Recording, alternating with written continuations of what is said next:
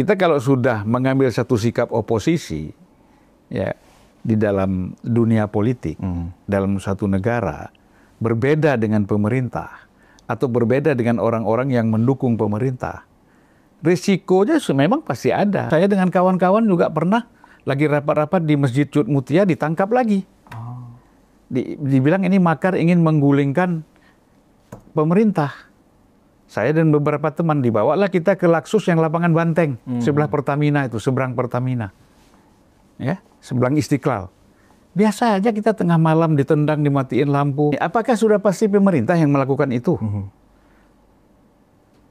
Kalau dikaitkan dengan undang-undang TNI misalnya, ya, apa sudah pasti ini TNI? Makanya kalau kita sudah serahkan ini kepada polisi, biarlah polisi yang menyelidiki. Pihak Tempo juga harus hati-hati. Kita nggak mau media ini menjadi korban permainan politik dari berbagai kepentingan.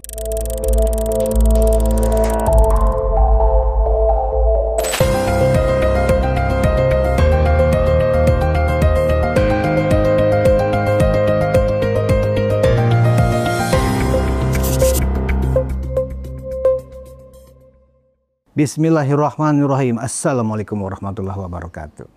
Penonton Zulfan Lindan Review dimanapun Anda berada, bersama saya Budi Ismail Piliang. Hari ini kita akan kembali bersama dengan Bang Zulfan Lindan. Bang Zulfan Lindan ini kita tahu dulu ada seorang demonstran, ya kan? Tapi sudah beralih dan kemudian menjadi politisi, juga mantan politisi, mantan aktivis. Jadi udah mantan politisi. Berarti sekarang Bang Zulfan ini adalah seorang negarawan. Nah, kita enak nih bicara kalau dengan negarawan ketika kita bicara tentang keadaan negara kita. Nah, saat ini yang saya mau diskusikan dengan Bang Zulfan itu adalah tentang konon katanya terancamnya demokrasi karena ada mulai terganggunya kebebasan pers. Gara-gara peristiwa yang terjadi pekan kemarin, Tempo dikirimin kepala babi tanpa kuping. Kemudian dikirimin juga tikus tanpa kepala. Nah, reaksinya pro kontra. Nanti dikirim lagi kucing tanpa buntut.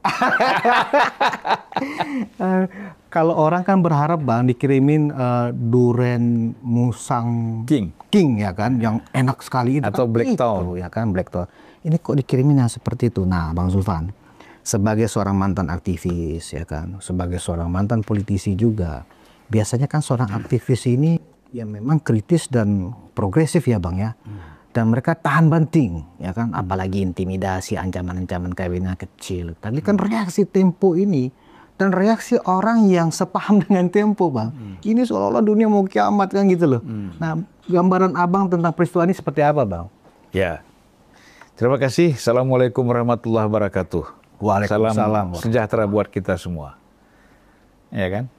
Nah, saya ini terus terang kalau di interview sama Budius itu seperti di televisi.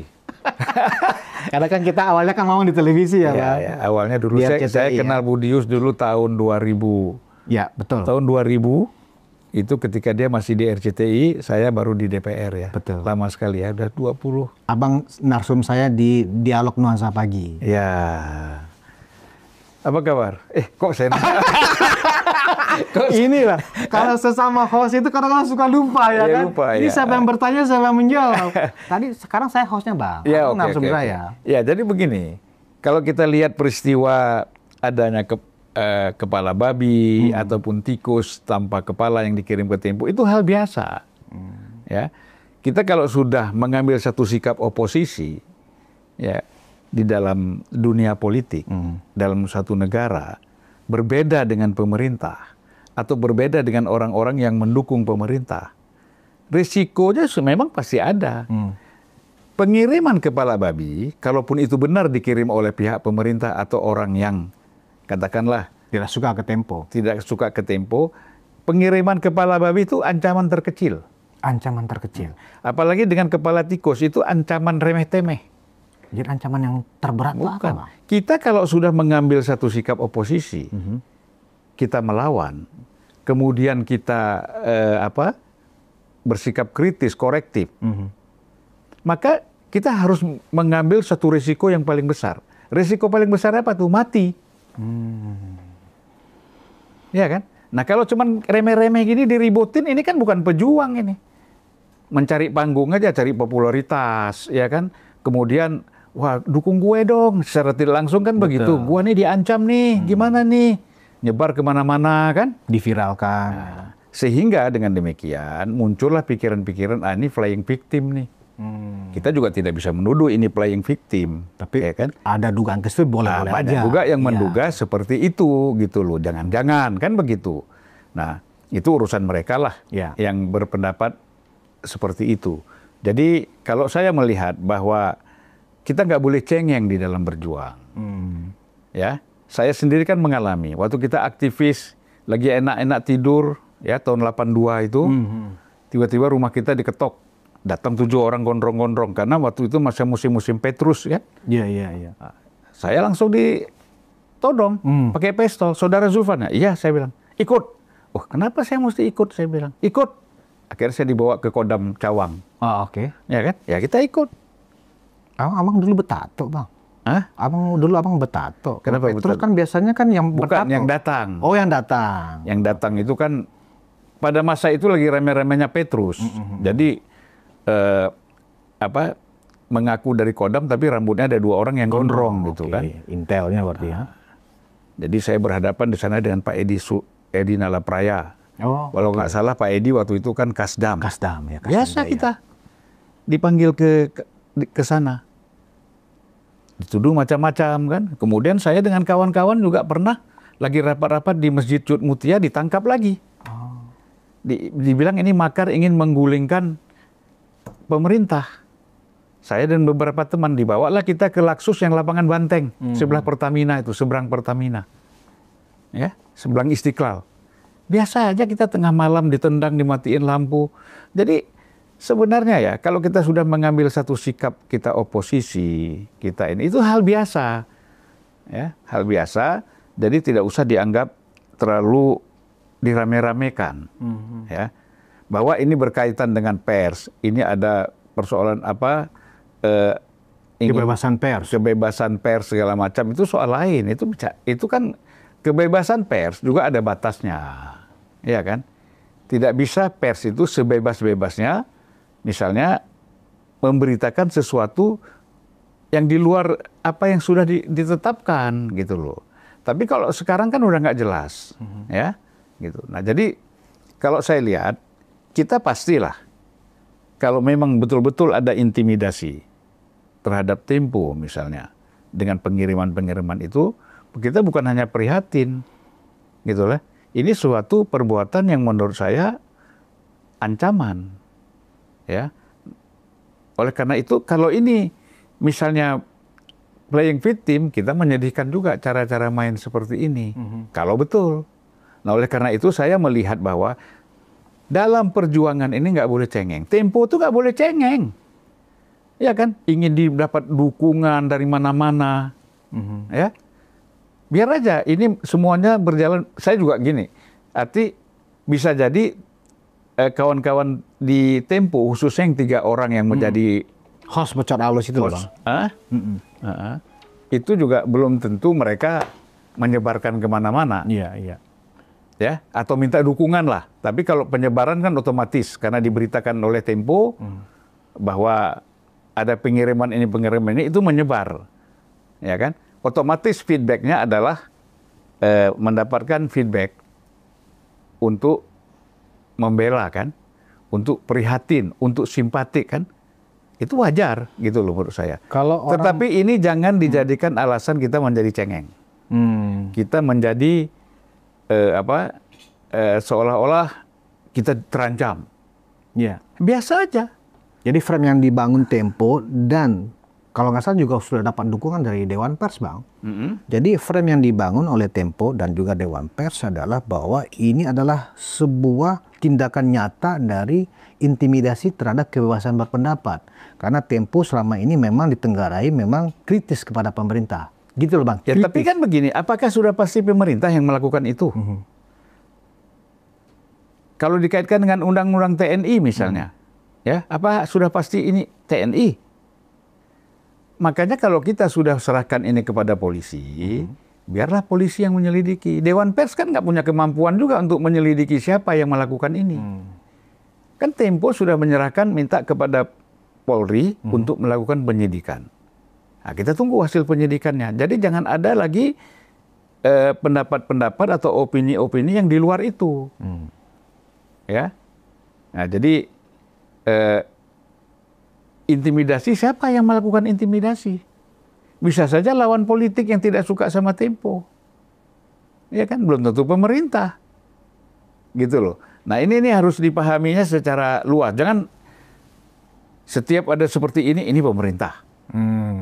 Bisa jadi memang ada orang yang tidak suka sama pemerintah, ingin mengadu domba Tempo sama pemerintah. Ada peluang untuk itu, gitu loh. Momennya dicari kapan? Oh, ini ada undang-undang TNI, ini pas nih.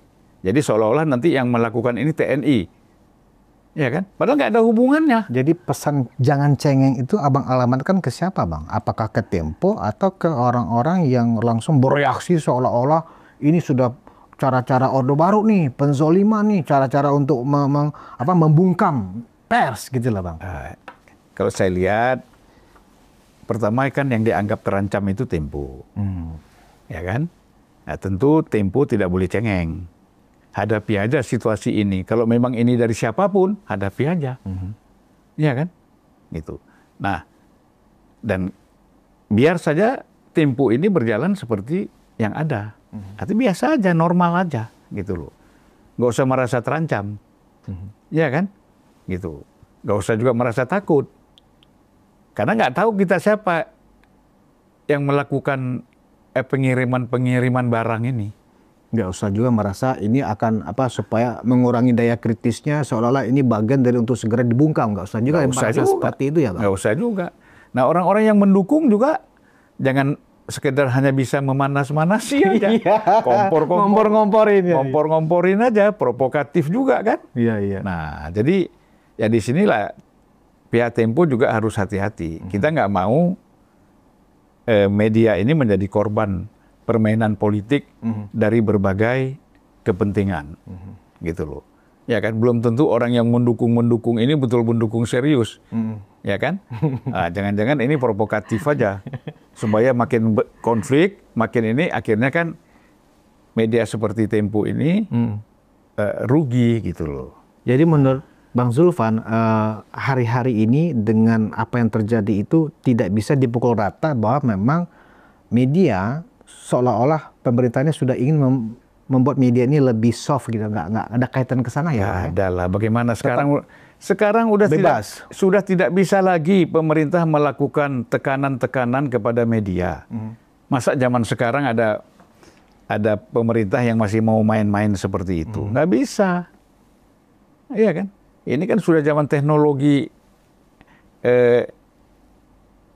yang luar biasa dalam dunia digital kita.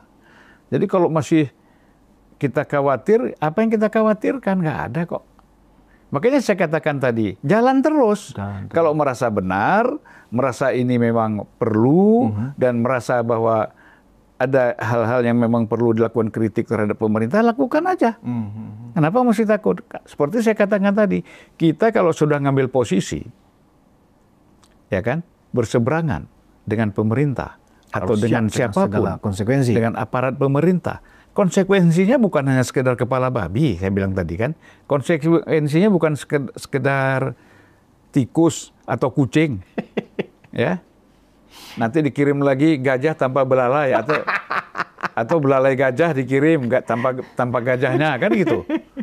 Ya, itu hal biasa. Karena kita harus ini resiko yang kita tertinggi yang kita ambil yang paling akhir adalah kita mati.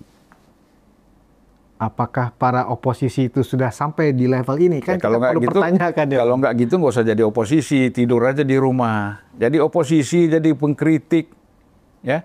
Jadi kemudian mengambil sikap yang berseberangan dengan pemerintah dan kemudian melakukan satu langkah-langkah lebih tegas, lebih keras lagi kepada pemerintah. Ya risikonya mati. Luar biasa, ngeri juga ya, Bang ya? Ya ngeri, kalau nggak usah. Abang punya pengalaman nggak, Bang, sebagai oposisi di masa lalu waktu Abang masih aktif sebagai demonstran gitu ya? situasi itu abang hadapin, abang ambil risiko itu, bahwa risiko terburuk ketika saya oposisi mati gitu. Lah iyalah, waktu kita misalnya ketika mendukung Ali Sadikin menjadi presiden tahun 77, ya kan? Di mana Soeharto paling kuat-kuatnya waktu itu. Saya dan beberapa teman ditangkap, ya kan? Kemudian dimatiin lampu, ditendang, kita nggak tahu siapa yang tendang, lampu mati. Tahu-tahu patung gitu. Ya, biasa. Terus kita besoknya nggak berhenti juga, bergerak lagi, demo lagi. Biasa. Gitu, Bang? Ya nggak usah lah, kita kan udah tahu resikonya mati. Kalau sekedar tabok-tabokan, tendang-tendangan, biasalah itu kan. Wah, ini boleh. Kemudian saya waktu kampanye di Aceh, situasi di Aceh sudah dianggap tenang. Ya. Waktu itu saya caleg anggota DPR dari Nasdem. Lalu saya naik gunung. Itu gunung itu dari Aceh Utara, dari Biren itu menuju Aceh Tengah. Ada satu gunung Cot apa namanya? Cot Panglima disebut. Tinggi memang. Tiba-tiba mobil kami ditembak. Ditembak. Ya kan? Ada enggak, Bang? Nggak ada, pelurunya memang masuk. Targetnya kan mau nembak saya. Jadi di mobil saya itu. Kebetulan pelurunya lewat jatuh di bawah. Ya, saya bilang sama semua tim, ada anggota DPR dari Nasdem, DPRD, ada DPR kota, kabupaten, ada tim. Saya bilang sama mereka, peristiwa ini tidak boleh disampaikan kepada media. Peristiwa ini tidak boleh dilapor ke aparat, baik Polri ataupun TNI. Ya, saya bilang. Mereka bingung, kenapa kita nggak boleh lapor, Bang? Udahlah, kita nggak usah cari popularitas dari peristiwa-peristiwa seperti ini. Karena kalau kita ngomong ke media, kita ngomong ke Polri, kita ngomong ke TNI, peristiwa penembakan ini terhadap saya sebagai anggota DPR RI aktif, ini pasti besok dikirim pasukan lagi. Yang korban kan nanti rakyat. Yang nembak belum tentu orang di sekitar gunung itu, bisa jadi pendatang, tetapi yang jadi korban kan rakyat di sekitar. Makanya diam aja, tidak ada pemberitaan. Terus saya pulang ke Jakarta.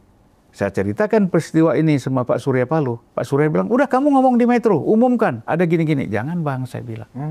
Kita sayang rakyat. Rakyat di situ nanti jadi korban. Kita nggak tahu siapa yang melakukan ini. Gitu. Jadi pendapat kau nggak perlu ngomong di media. Nggak perlu, Bang. Saya bilang, nggak perlu. Nggak usah lah. Nggak ada gunanya juga. Jadi nggak semua yang dialami oleh seorang aktivis dan seorang pejuang itu ya, Bang, ya, yang event itu mengancam nyawa sendiri atau keselamatan sendiri harus disampaikan ke ruang publik gitu ya, Bang? Iya. Nggak perlu. Saya bukan sejak saya anggota DPR. Jadi wartawan pun saya di Sumatera Utara pernah digiring ke kantor Polda kok. Gara-gara kita membela rakyat. Tanah rakyat diambil. Ya kan? Di Sampali, di daerah Percut Setuan sana, di sana. Biasa itu. Ancaman-ancaman seperti itu. Ya kan? Nah, yang penting kita jangan cengeng. Jangan cengeng, jangan mengeluh, jangan mengemis minta bantuan sana-sini, ya hadapi sendiri. Kalau itu konteksnya dianggap negara harus hadir ketika media sudah terintimidasi seperti itu, gimana, Bang? Konteksnya negara harus hadir. Ya makanya kan negara mau hadir harus diselidiki dulu. Ini Polri kan belum dapat siapa. Kalau negara sudah pastilah, ya kan? Katakanlah pemerintah, sudah pasti. Dan secara pribadi saya yakin Prabowo pasti nggak suka cara-cara seperti ini.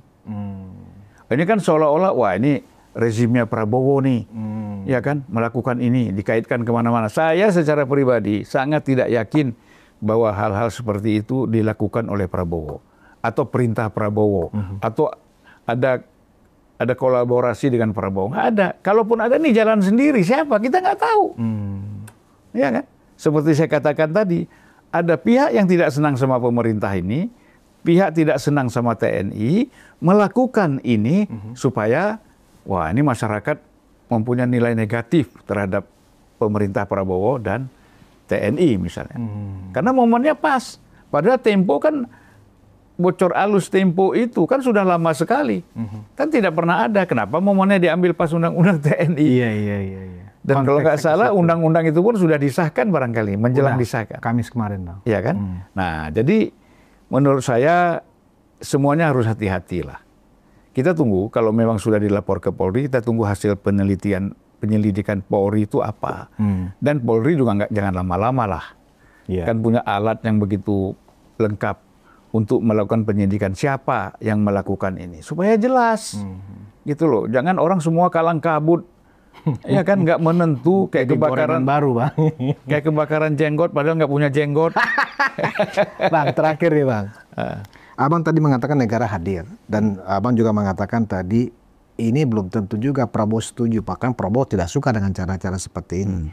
Cuman masalahnya tempo hari itu kalau nggak salah reaksi dari kepala komunikasi kantor komunikasi Presiden Hasan Nasbi yang kemudian itu juga jadi viral, Bang. Bahkan itu dianggap sangat tidak punya empati kepada media. Masak saja kan begitu, Bang. Gimana pendapat Abang? Begini, kita kan kenal Hasan. Ya kawan kita lah. Ya. Kawan kita. Ya kan sering kita undang ke sini.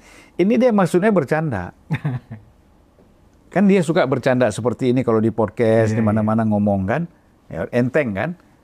Masa aja. Dia lupa kalau dia udah pejabat negara. Nah, di situ salahnya.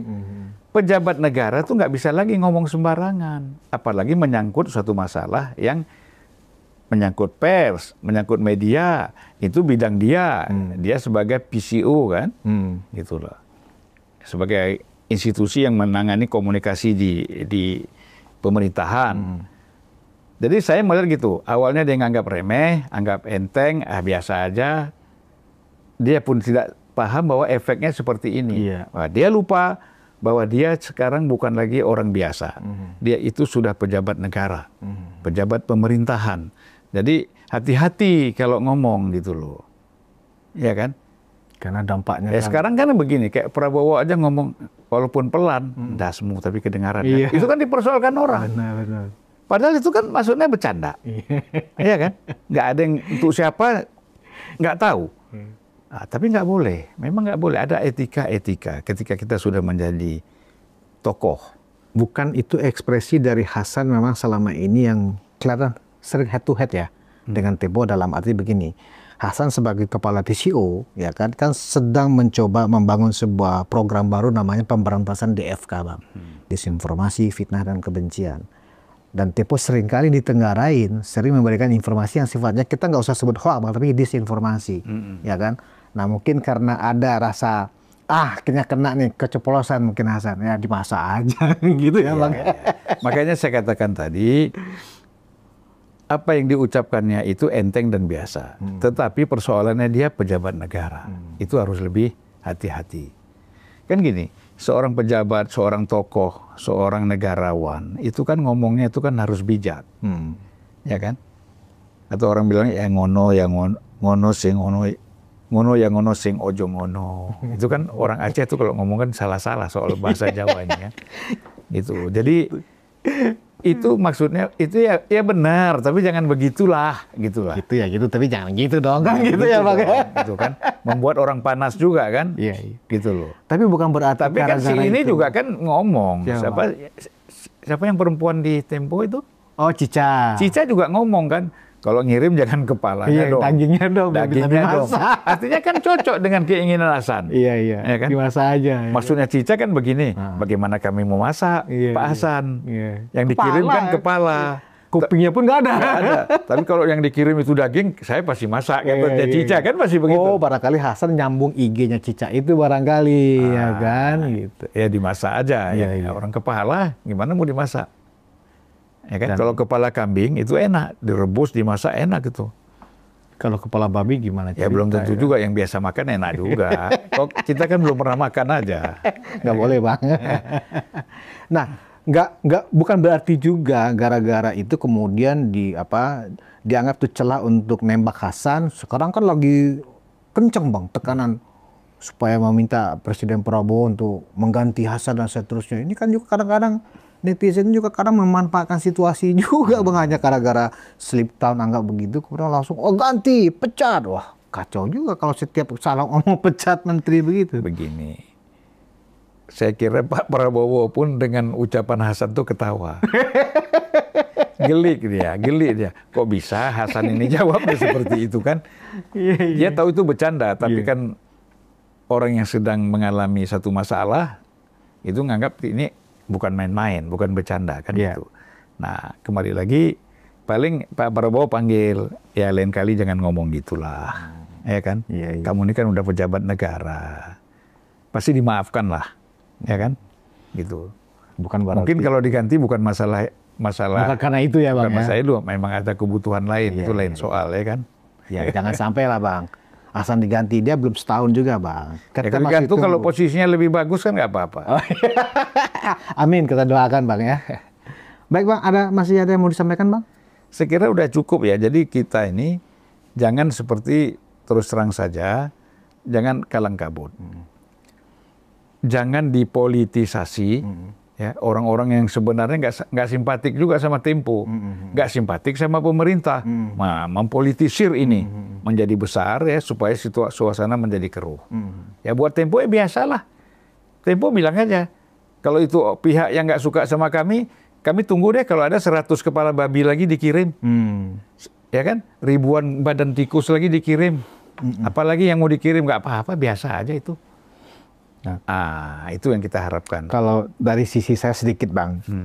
Lu kok host kok ada sedikit-sedikit? Iya, ini kan kita diskusi Bang. Karena kan katanya begini, Tempo ini kan salah satunya kan dibiayai oleh media yang dibiayai oleh Soros kan begitu dengan Median Development Investment Fund-nya Soros ya kan.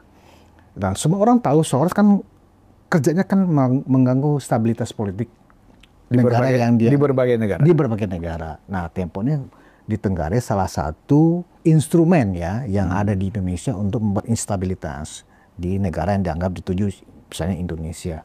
Nah, dengan dimunculkannya isu kita konteksnya mungkin playing victim Bang ya, kepala babi ini jangan-jangan memang yang kirim mereka. Kan memang gaduh nih Bang, kan gaduh nih sekarang ya kan. Bahkan herannya saya, ada yang mengkaitkan ini ancaman demokrasi gitu loh. Yang herannya saya yang ngomong pun Noel gitu loh Bang. Ya kan? Loh, saya bingung loh, Noel kok belajar demokrasinya di mana gitu loh. Aktivis ini adalah ancaman demokrasi. Seolah-olah apa hubungannya pengiriman itu dengan ancaman Atau demokrasi? Noel mungkin mau diganti dari Wamen barangkali. Jadi mencoba kembali lagi mendekat-dekat sama kelompok-kelompok media kan. Iya. Nggak perlulah ngomong seperti itu. Mana ada ancaman demokrasi. Kalau ancaman demokrasi itu kan semua media itu dilarang, ditutup. Ini kan baru satu Tempo, itu pun juga belum tentu dari pemerintah. Iya kan? Nah, jadi nggak usah ngada-ngada lah. Nggak usah membesar-besarkan, nggak usah ngarang-ngarang. Tapi mengenai posisi Tempo memang selalu kelihatan kritis. Apa aja pemerintah ini salah, ya kan? Itu mungkin ada kaitannya dengan Soros tadi itu Bang. Saya mau tanya, itu memang betul bahwa ini Tempo ini dibiayai Soros? Kalau dari berbagai sumber yang saya baca begitu Bang, ditenggarai bahwa dia salah satunya, pertama kan ikut membiayai juga USAID ya kan, USAID kemarin sudah diamputasi oleh Donald Trump gitu. Nah salah satunya juga yang, jadi Media Development Investment Fund-nya Soros ini salah satunya membiayai LSM dan media. Nah media itu konon katanya media berinisial T, kan gitu Bang. Kalau nggak salah beberapa pekan lalu Presiden Prabowo kan pernah juga Bang. Saya tahu kok ada media kita dibiayai oleh asing.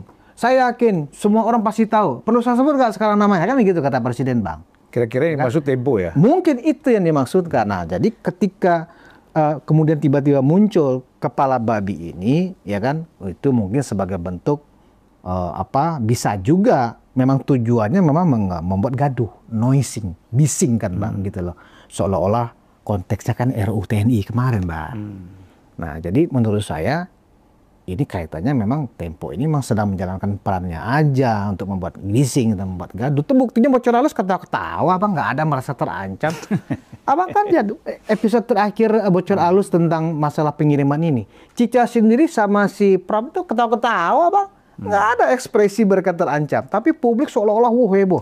Ya makanya dengan mereka ketawa-ketawa, ini orang menganggap jangan-jangan ini memang flying victim. Iya. Bikin-bikin sendiri supaya heboh, terancam, ya kan? Habis itu mereka ketawa-ketawa. Nah, tapi itu kira-kira mungkin pendapat atau pandangan di masyarakat ya. Jadi saya kira ginilah, kita sayangkan kalau seandainya media sekelas Tempo, ya seperti Tempo lah, saya nggak ngomong sekelas lah, ya kan? Seperti Tempo. Kesannya dia tuh tinggi sekali ya kan? Seperti Tempo, ini tidak murni, tapi dia melakukan pemberitaan ataupun berbagai hal ini atas dasar didukung oleh pihak asing, terutama George Soros misalnya terindikasi seperti itu, ini kita sayangkan. Betul. Ya kan? Nah, kita minta bagi masyarakat, kalau memang Tempo ini betul dibiayai asing atau dibiayai oleh George Soros misalnya, ya tinggalkan Tempo, nggak usah ditonton. Ya kan? Ngapain kita nonton ini media yang merusak bangsa dan negara kita dengan pakai kekuatan dana asing? Ini bahaya. Dan gitu. George Soros itu memang sudah faktual, dia memang kerjanya memang begitu, Bang.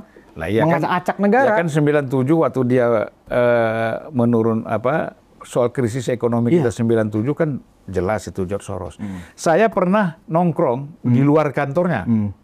Di Quantum Fund itu, Bang? Ya, tapi di Sydney. Oh, di Sydney. Ya, di Sydney di Double B. Nah, itu ada dia punya di pertokoan itu, perkantoran itu ada nama George Soros Finance atau apalah, investasi atau apa. Saya di situ ngopi-ngopi, saya di situ. Nggak tahu sekarang masih ada nggak? Itu kan masih tahun 2000-an ya, 2004 lah. Sekarang mungkin nggak ada lagi. Itu posnya di Sydney. Nah, jadi bukan di Amerika, lebih dekat lagi kan? Iya. Jangan-jangan di Indonesia kan juga ada. Kita nggak tahu siapa ya. Nah, itu semuanya kan penyidikan seperti ini kita serahkan kepada Polri, kita serahkan kepada intelijen, ada BAIS, ada BIN, ada semuanya. Ini harus bekerja. Jadi jangan juga ngambang abu-abu gitu loh. Umumkan kalau memang ada media-media siapa yang betul-betul menerima dana dari asing, umumkan, tegaskan, tindak. Selama dia benar, jangan ditindak. Tapi kalau dia memang membuat kekacauan, ya harus ditindak dong, harus berani. Tapi diumumkan dulu bahwa dia memang penerima dana dari asing. Dan bisa dibuktikan. Iya. Kalau hanya diisukan kan nggak benar juga gitu loh. Nah, saya kira gitu ya. Baik. Oke. Terima kasih Bang Zulfan. Penonton Zulfan Lindan Review, kepada Tempo dan kawan-kawan yang memang berjuang dalam kapasitas sebagai oposisi, satu pesan dari senior kita ini adalah jangan cengeng. Nah, itu benar ya, jangan cengeng. Untuk segala situasi jangan cengeng. Hadapi aja kalau memang kita sebagai oposisi, media oposisi, jangan cengeng. Berjalan terus. Saya meyakini hingga hari ini saya sebagai orang media tidak ada kebebasan pers tetap merdeka kok kita, ya kan? Buktinya merdeka lah, kita ngomong apa aja bebas kok. Iya, buktinya. Tapi kalau kita caci maki, nyari-nyari kesalahan orang itu nggak benar. Nah, itu yang kita harus hindari. Kita bebas tapi ada batasannya. Demikian kira-kira. Dan kita bertemu di episode Zulfan Review yang kelima minggu depan. Wassalamualaikum warahmatullahi wabarakatuh. Waalaikumsalam.